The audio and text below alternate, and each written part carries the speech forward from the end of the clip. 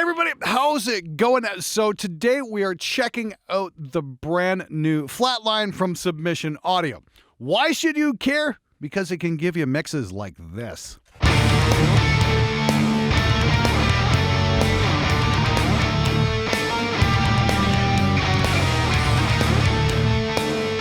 All right, so Submission Audio is headed up by my very good friend, Ermin Hamidovic. I've known him since the Andy Sneap forum days, since like about 2005, and he's gone on to do mixing and mastering and all kinds of stuff. Now, Flatline here is his mastering program, and he's used this on the new records from Periphery and Pliny as well. And I gotta say, as far as mastering limiters go, this thing is pretty damn incredible because it's just so clean, and it leaves my snare transients alone, which I absolutely love.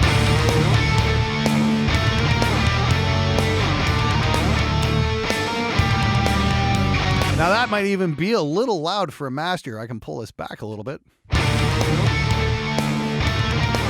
Now, the one thing I love about this program more than other mastering limiters is it has a built-in LUFS meter so you can read out loud your freaking mixes. I don't understand it. I've been using programs from Waves and McDSP and they're wonderful, but they don't have a freaking LUFS meter in there. And usually I've got to pull this up, which is the WLM, just so I can read how fucking loud my mixes are. See, LUFS are a standard for loudness, and if you're doing YouTube or online stuff, you want to kind of aim for about 12 LUFS. And just a short explanation there is LUFS stands for loudness unit full scale, which references loudness units to full scale. What this means is the lower the number, the louder it's going to get. And like I said, it's been a great scale to work with. YouTube wants you to master for about the level of -12 LUFS. CDs are about -9. I don't know what platform you're planning on going for, Spotify, what have you. I would definitely read up on what their preferred loudness level is. Now, the traditional problem with loud CDs has always been you sacrifice transients for volume. And this kind of approaches things in a slightly different way. And I don't master things super loud, but I'm really digging just how transparent this is. Snare's got such a wonderful pop to it. I'm going for about -12 here. I'm right on target. Like I said, the fact that I don't have to pull open another window just to read how fucking loud my mix is actually kind of cuts down on the bullshit factor. So, hey, good job, guys. Maybe some of the other plugin manufacturers could take a hint. Now, if you guys are wondering what this is and why you should care, here's a quote from Erms himself, because I asked him, I said, I've already got mastering limiters. Why should I give a shit about yours? And here's what he had to say. Flatline is a clipper which fundamentally works by chopping the waveform in such a way that it tricks the digital to analog converter into reconstituting a faux peak on output. This is the technique that high-end mastering houses have primarily used to get that what people consider radio-friendly masters for the last 20 years.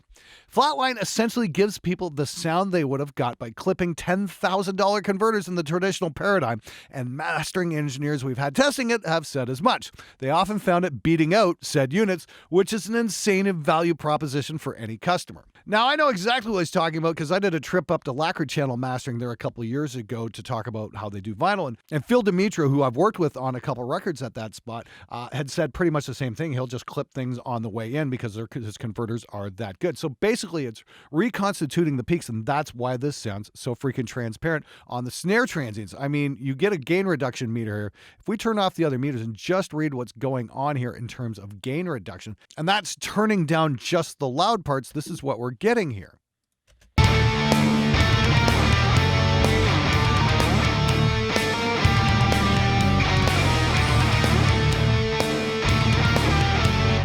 So it's just kind of taking that snare transient down a little bit and allowing us to turn up the rest of the mix, which is freaking awesome.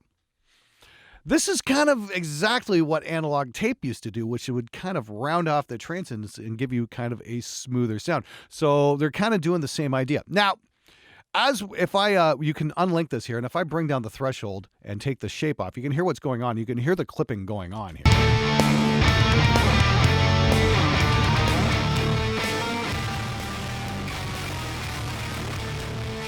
Yeah, that gets nasty and unpleasant. I mean, like, if there's one thing I learned from Scott Elliott is just, when you're working with plugins, just turn things all the way and see what the hell happens. So we can bring the shape control in here, and this will smooth things out a bit. Maybe not that much.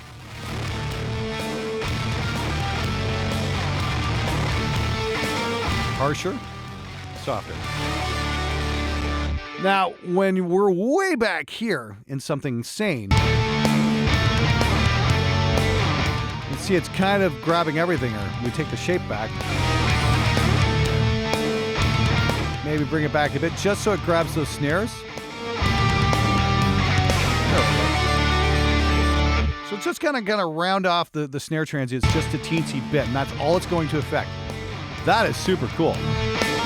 There's our input, and here's our output. You can see just how much we're cranking stuff up. We've still got some room to come up.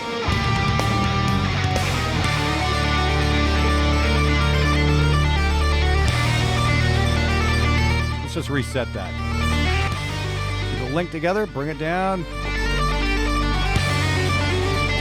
and bring it up. Come up just a bit more.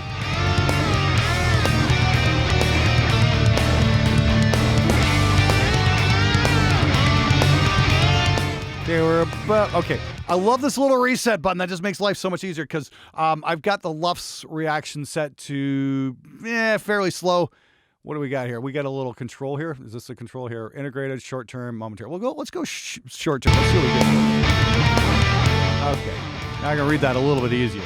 Bring the threshold back a bit. Again, we want to dial in. 12 is the magic number. Cool. That's just, we turn that off. That's how much of a change we're getting. Just to give it enough, just to give it a little bit of pop.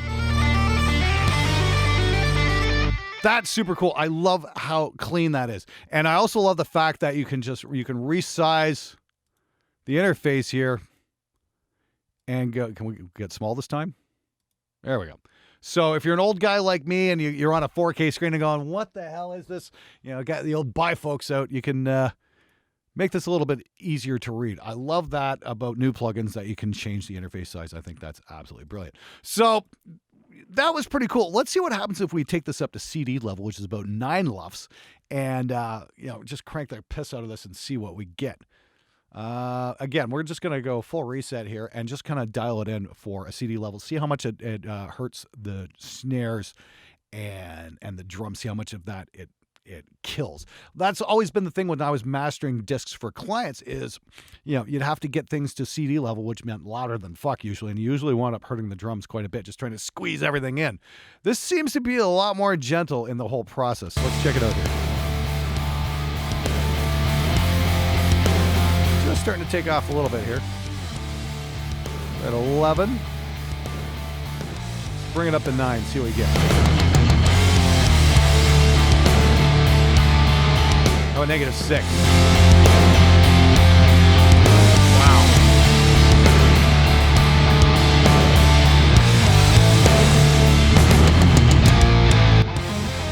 That's quite the jump. Now, you can hear a little bit of crackle there, so we'll bring the shape control back. Smooth that out.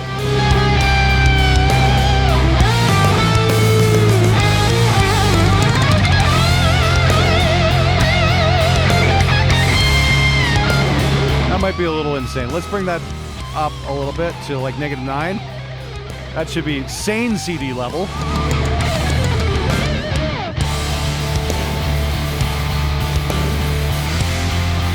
Mostly just biting down on the drums.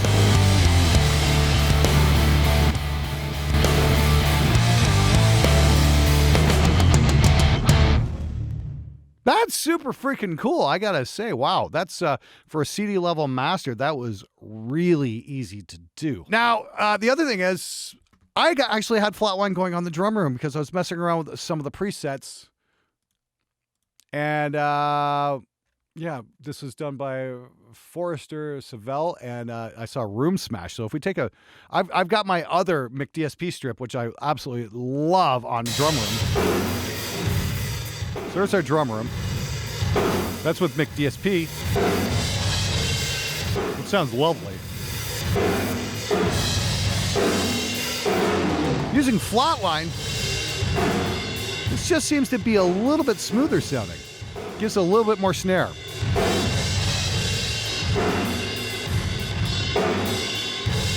Let's pop that up. Here's what's going on. Shapes back all the way so we get that smooth transient thing. bring the threshold back.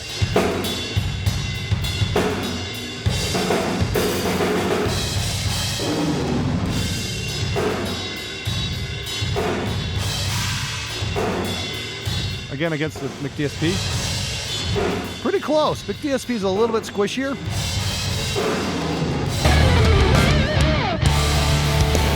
Of course, you take that out.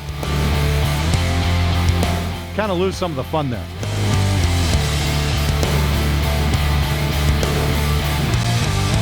Hopefully I'm not making you guys all on headphones go, oh my God, turn it down, Glenn, it's too fucking loud. Anyway, let me pull that back to like YouTube levels, a little bit more sane.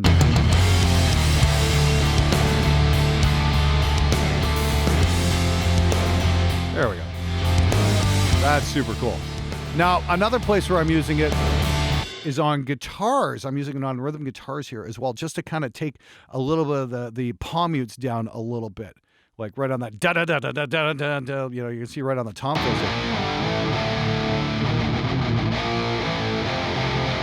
It's not even taking much out, if anything at all, is it?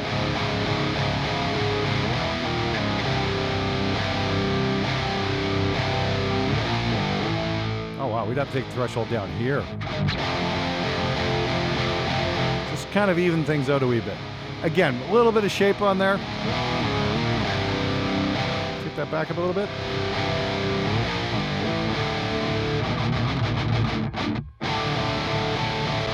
Just kind of to get the dynamics under control on the guitars a little bit. So everything's, if you look on the meter here, everything's just kind of pinned right here. It's not going to get any louder, so you can bring the overall level up.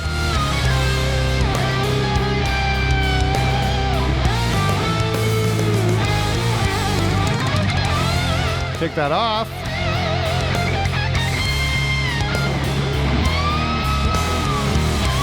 Yeah, that's a great little function. I absolutely love that. And we're not taking much off the top at all either. It's just a little bit, just to kind of get things under control. And again, one more time, this is the one I ran a couple weeks ago on the tube test video, and you guys commented about how much you like the snare sound. And we could just dial this in real quick. Go for a -12 LUFS master. Again, keep the shape right around 75%.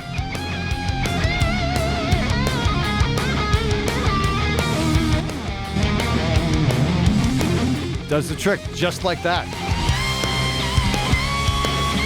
And we've got Flatline going on here as well. Might be squeezing that a little too much. Bring it up a bit on the guitars.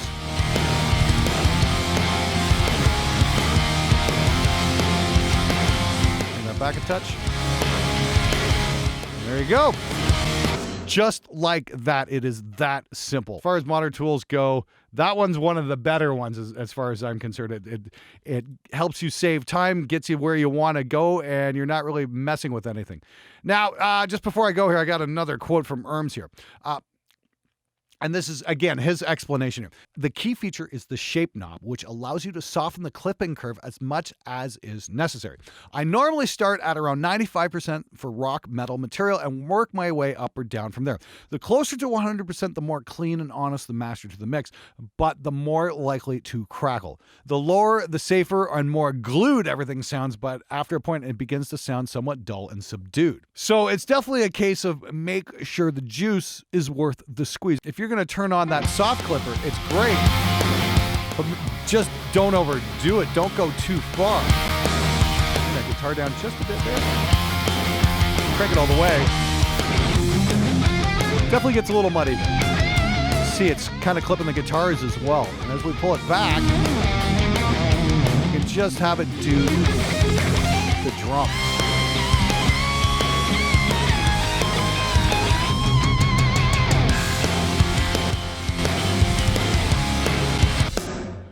Wow, I gotta say, I'm super impressed with that. I think I'm gonna be using that on my mixes from this point forward. I am really blown away by just how freaking clean that thing is. I guess he really wasn't kidding. You get that $10,000 converter sound in a $100 plugin. Not bad at all. I gotta say, Submission Audio, you guys really pulled it off this time. Wow.